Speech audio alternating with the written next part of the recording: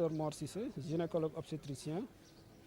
là, en même temps membre là, de la Société sénégalaise de colposcopie et de pathologie liée au papillomavirus. Tey ñoo ngi fii nii si Saint-Louis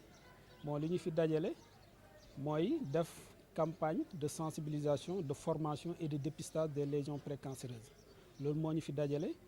bon c'est dans le cadre suñ caravane bu ñu doon organiser chaque année mais étape Saint-Louis bi dafa am particularité en effet dañ am benn partenaire bu ñu naan PRDC, projet de résilience et de développement communautaire de la vallée du fleuve Sénégal bi nga xamante ni moo appuyé en faisant quoi en permettant la formation des sages-femmes des districts concernés donc formation boobu noonu permettre nañu appui boobu permettre nañu former ici à Saint-Louis, Podor et à Kanel 105 sages-femmes boo xamante ni dañ leen ñuy former sur la capacitation des techniques de dépistage des lésions précancéreuses du col de l'utérus. Bon biñ formation boobu daf nañ wax naa ne formé nañ 105 sages-femmes. Premier jour bi mooy lundi le 9, le 10 et le 11. C'est des activités de dépistage sur le terrain. Hier, on a eu à dépister, bon, démb dépister nañ 705 patientes dans les 3 sites, c'est-à-dire Saint-Louis, Podor ak Kanel. waaw lu tax ñu tànn ko parce que dañ gis ne cancer col de l'utérus problème la ci àdduna bi mais surtout réew yi nga xamante ni seen doole bariwul. te cancer boobu dafa nekk cancer boo xam ne mën nañ ko prévenir efficacement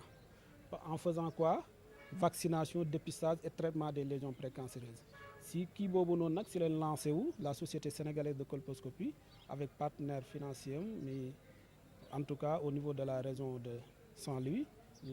le PRDC ñu ciblé formation des sages-femmes pour mieux lutter contre le cancer du col de l'utérus. waaw démb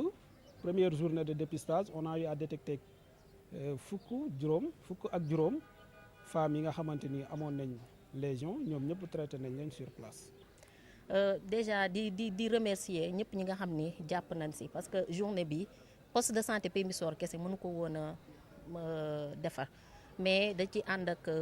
district d'abord comme ñun ñooy sunu hiérarchie direct jàppale nañ ñu.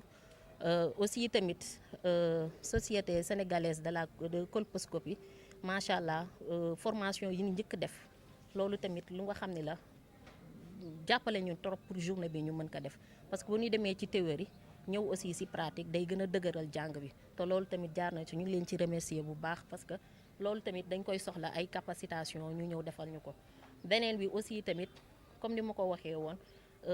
daara Serigne Baye Fall dañ leen di remercier. parce que journée bi itam jàpp nañ si bu baax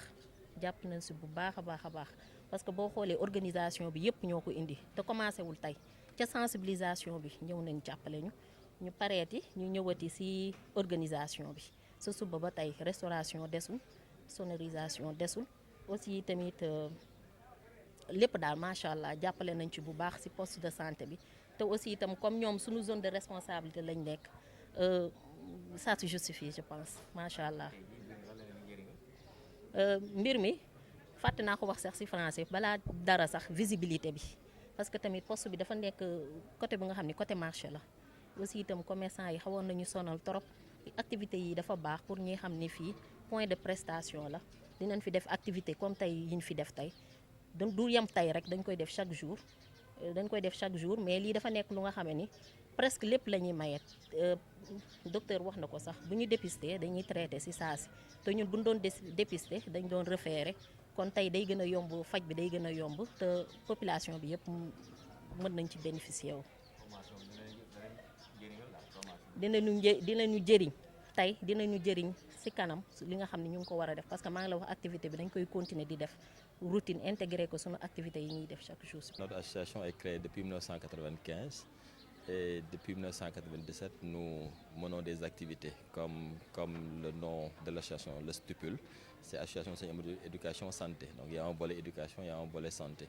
Maintenant, pendant les premières années, on organisait des journées de consultation gratuites. Mais depuis 3 ans, nous collaborons avec la Société sénégalaise de colposcopie et de pathologies liées au papillomavirus. Donc dans leur tournée pour l'étape de Saint-Louis, Donc nous faisons la sensibilisation, nous assurons l'hébergement, la restauration, etc.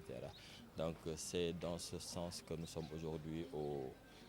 poste de santé PMU SOR, n'est-ce pas, pour dépister les femmes, faire la vaccination pour les 9-14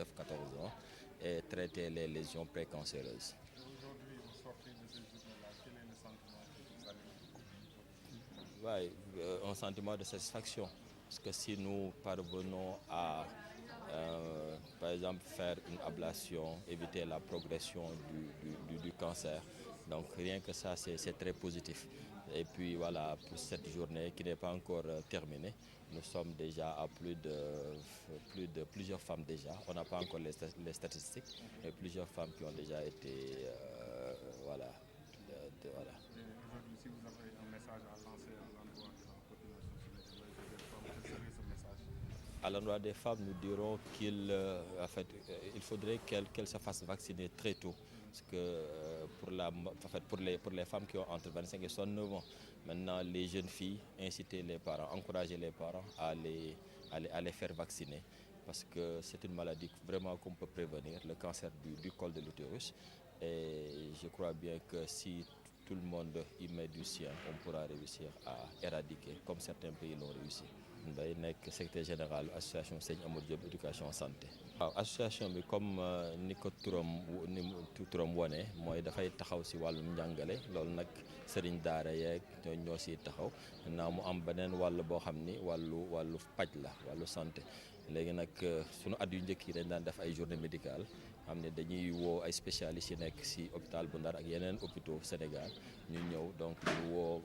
ndar-ndar yi ñu ñëw ak ñu dëkk ci village environnant yi ñëw ñu faj leen may leen garab aussi. mais depuis 3 ans dañuy liggéeyandoo lëkkaloo ak la Société sénégalaise de colposcopie nga xamante ni ñoom ginnaaw octobre rose dañuy wër Sénégal pour xool jigéen ñi nga xam dañu am des lésions précancéreuses comme ça ñu mën leen defal traitement pour freiner progression feebar bi. donc ñun ñu gis ni loolu lu am solo la donc état bu Saint-Louis ñoo leen di dalal mais aussi ñooy def le travail en amont pour mën a informer sensibiliser les femmes dem par exemple benn caravane bu wër Ndar wax jigéen ñëpp tey mën nañ ñëw ci PMI SOR parce que ren fi lañ ko defee daaw ñu ngi ko defoon ci district bi daawaati géej ñi ngi woon ci PMI bi nekk Balakos donc yooyu yëpp daal c'est pour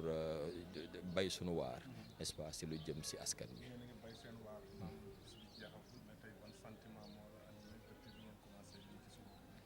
waaw xam nga ku sauver benn nit rek dafa mel ne sauver nga xeet donc koo xamante ni xëy na xamul woon ni jàngoro bi commencé na tàmbali ci moom mu ñëw tey ñu gis ko mais yamuñu ci ñu traité ko kooku mënuñu am lu dul sant ci yàlla donc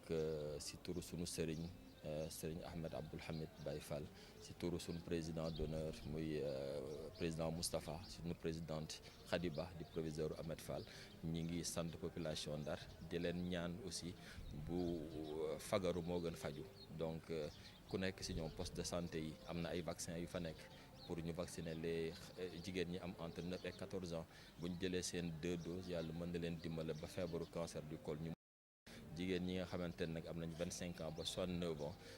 ñetti at yu nekk ñu ñëw ñu xool leen xool ndax feebar bi commencé wul tàmbali ci ñoom boobaa ñu mën jël matukaay yëpp pour éviter mu indi waaw ndax xam nañ ni feebar la boo xam ne li muy lor dafa bëri lool.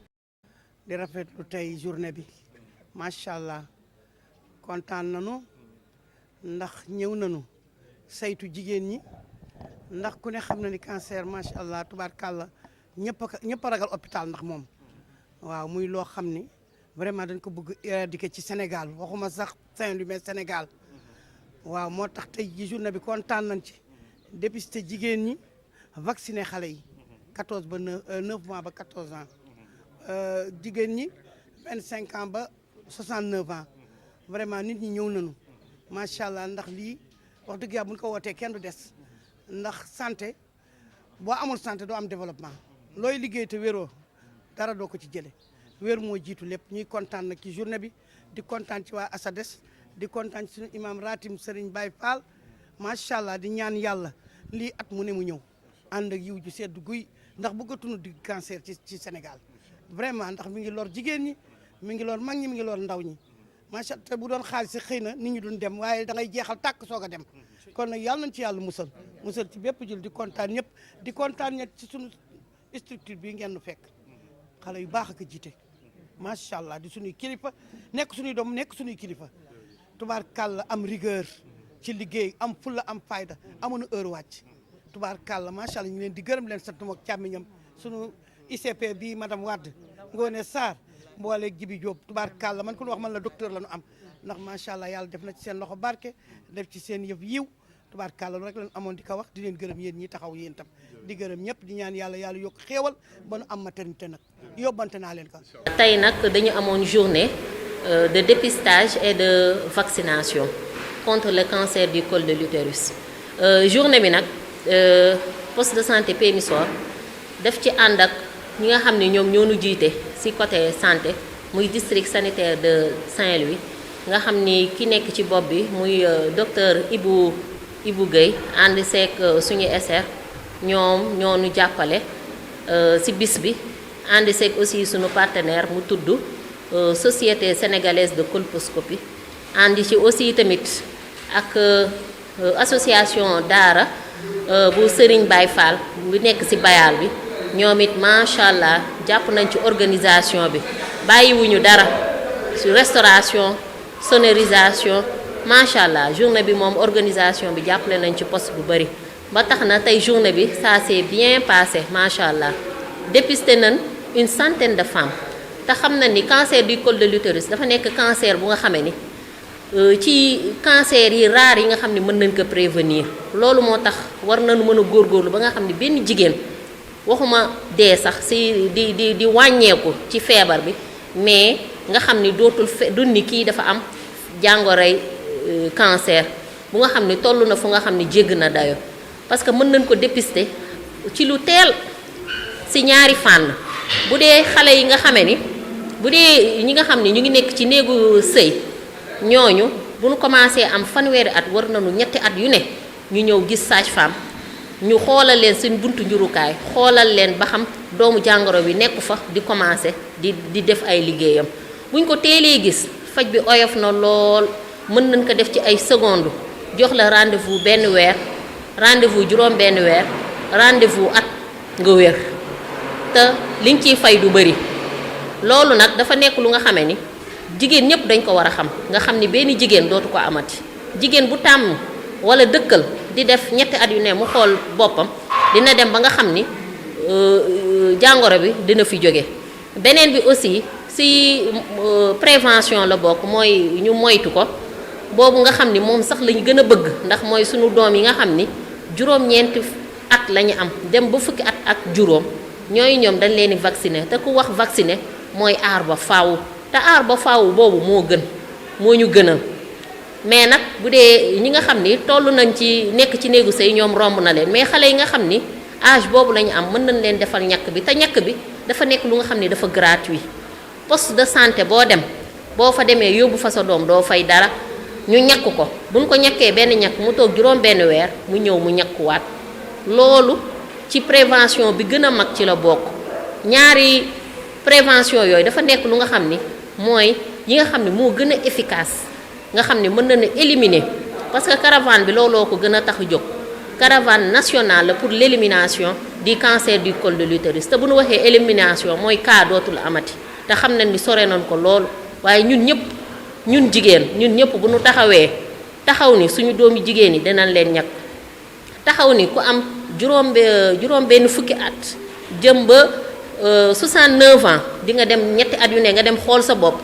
mën nañ wax ni dëgg la kay dinañ éliminer feebar bi di cancer du col de l'utérus mu nekk feebar bu diis feebar bu metti ma ngoog yéenewuñ ko benn jigéen moo tax nañu àndandoo rek ñu taxaw ci ñaar yi jërë ngeen jëf